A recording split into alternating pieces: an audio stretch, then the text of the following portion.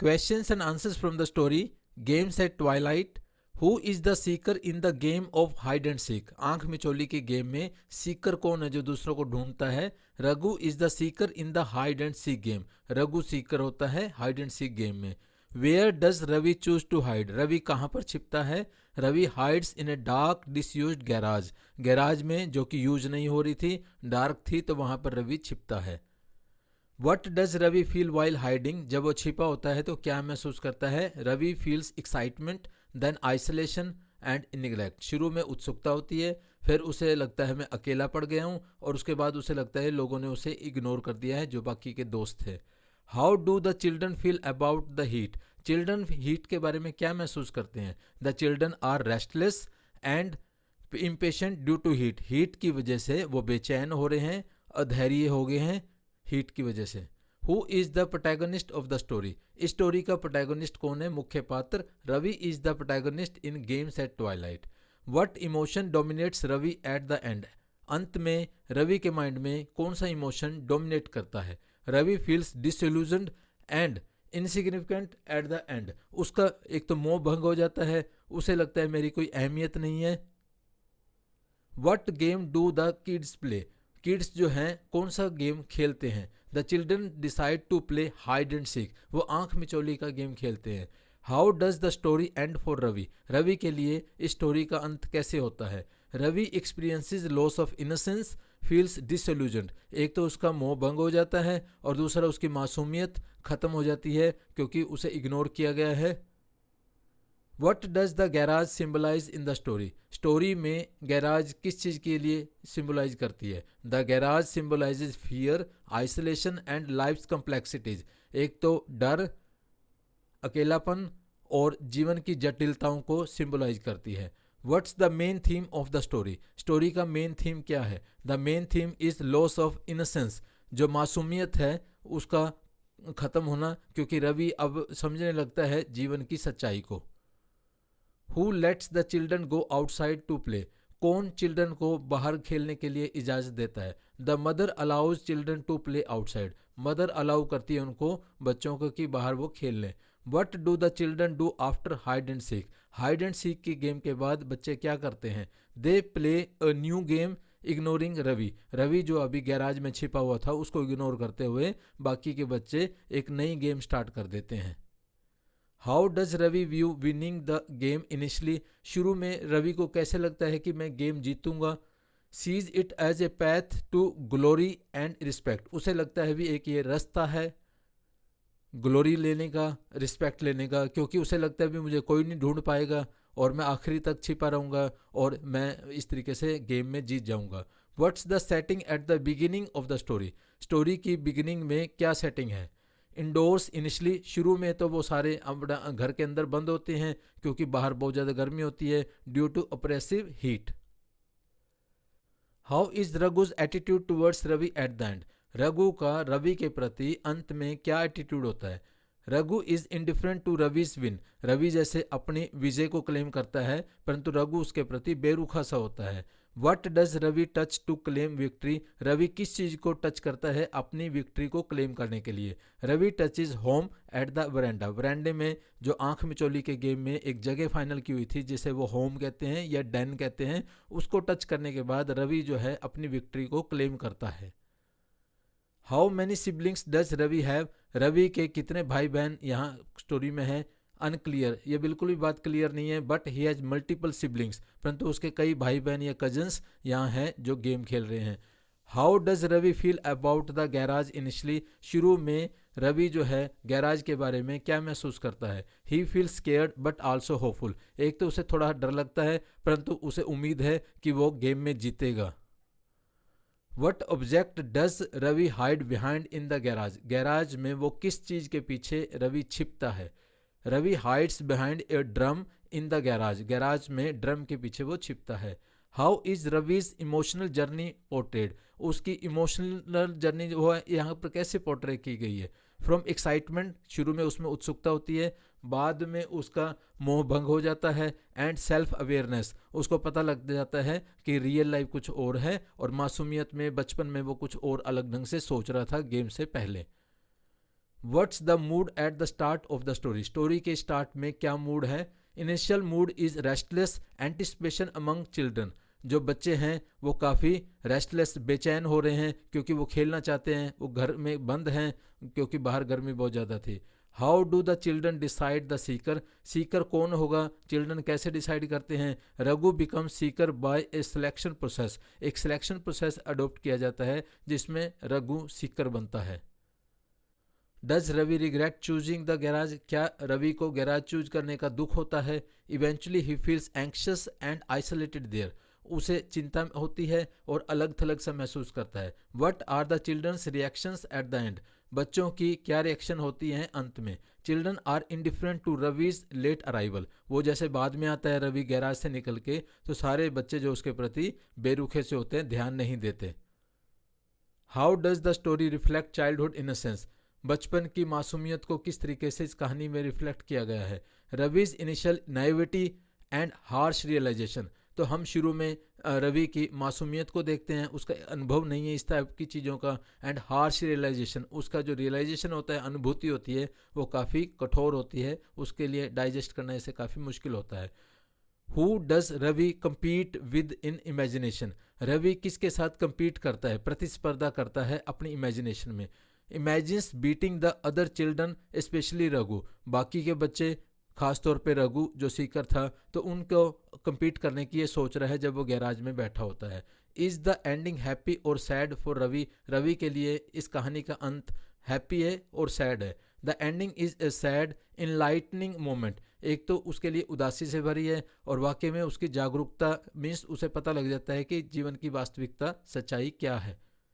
What time of day does the story occur, ये किस time ये कहानी अकर होती है? Takes place in the late afternoon, ये सारी कहानी जो है लेट आफ्टरनून की है, मीन्स इवनिंग की। Why is the title significant, इस कहानी का जो टाइटल है वो इम्पोर्टेंट क्यों है? Reflects fleeting nature of childhood games, बचपन की जो गेम्स होती हैं वो किस तरीके से बदलती रहती हैं और किस तरीके से हम उनसे अनुभव गेन करते हैं, इस चीज़ को ये रिफ्लेक्ट करती है। What does Ravi learn by the story's end, story के एंड में रवि जो है क्या लर्न करता है? Learns about life's complexities and disappointments, जीवन की जटिलताओं को और निराशा जैसे उसे होती है, तो ये सारी चीज़ रवि सीखता है स्टोरी के एंड में।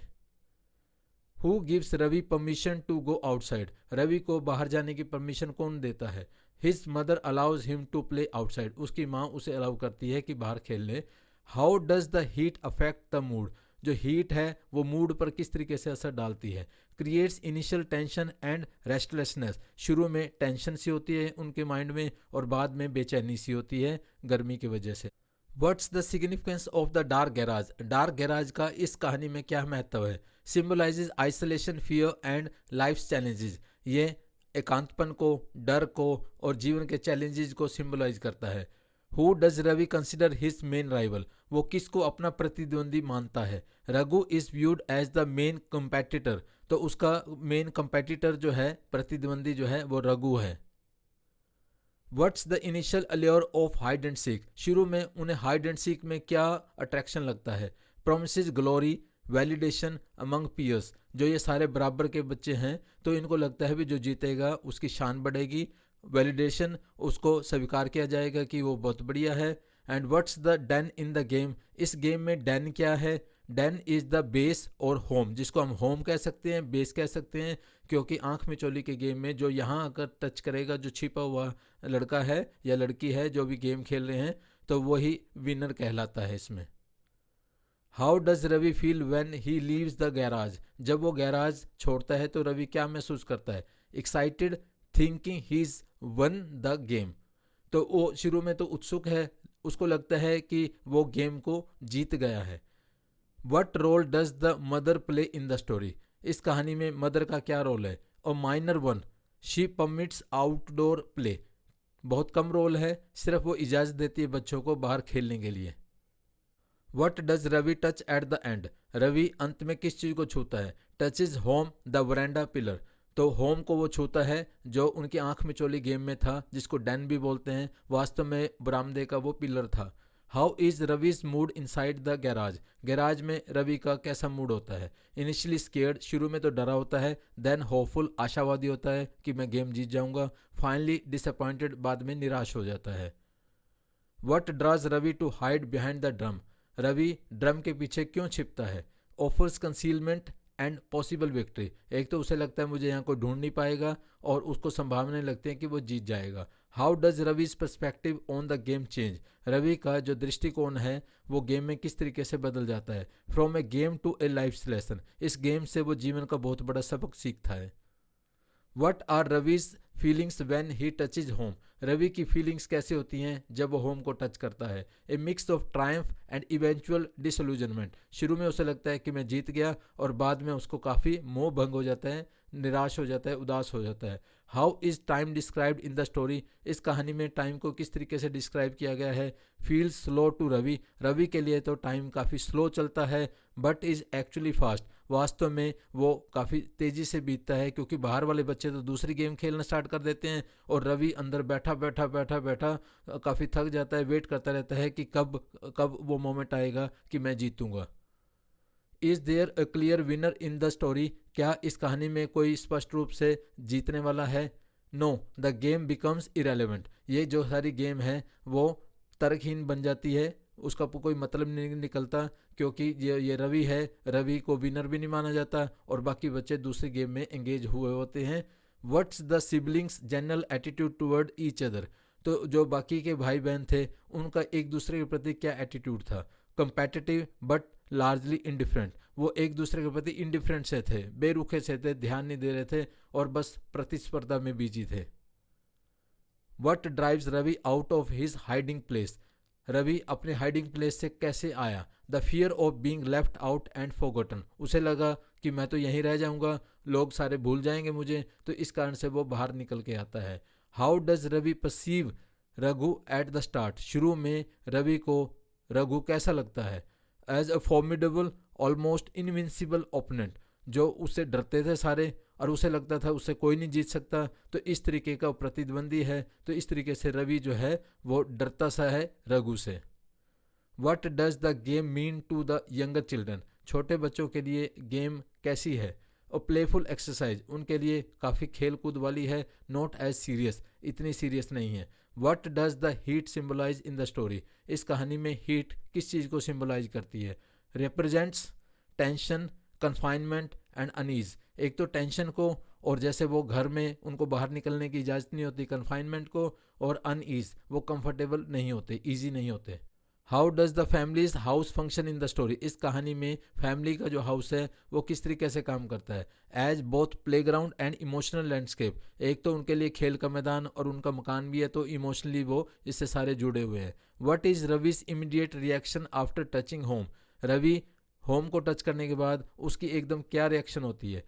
ब्रीफ इलेशन, एकदम वो बड़ा खुश होता है, फॉलोड बाय कन्फ्यूजन, और उसके बाद कन्फ्यूज हो जाता है, क्योंकि बाकी के बच्चे ध्यान नहीं देते, वो कोई और गेम खेल रहे होते हैं। How does Ravi feel about the other children at the end, Ravi बाकी बच्चों के बारे में अंत में क्या महसूस करता है। Disappointed bye there indifference toward him, बड़ा निराश होता है क्योंकि वो सारे के सारे इंडिफरेंट हैं, मीन्स उसकी तरफ कोई ध्यान नहीं देते। What is the emotional tone at the stories close, story के अंत में इसकी इमोशनल टोन कैसी है। सोम्बर, रिफ्लेक्टिंग रविज डिसल्यूजनमेंट, ये बड़ी गंभीर सी हो जाती है, क्योंकि रवि का सारा मोह भंग हो जाता है, वो परेशान हो जाता है, कंफ्यूज हो जाता है, तो ये इसकी इमोशनल टोन है जो स्टोरी के एंड में हमें देखने को मिलती है। Thank you.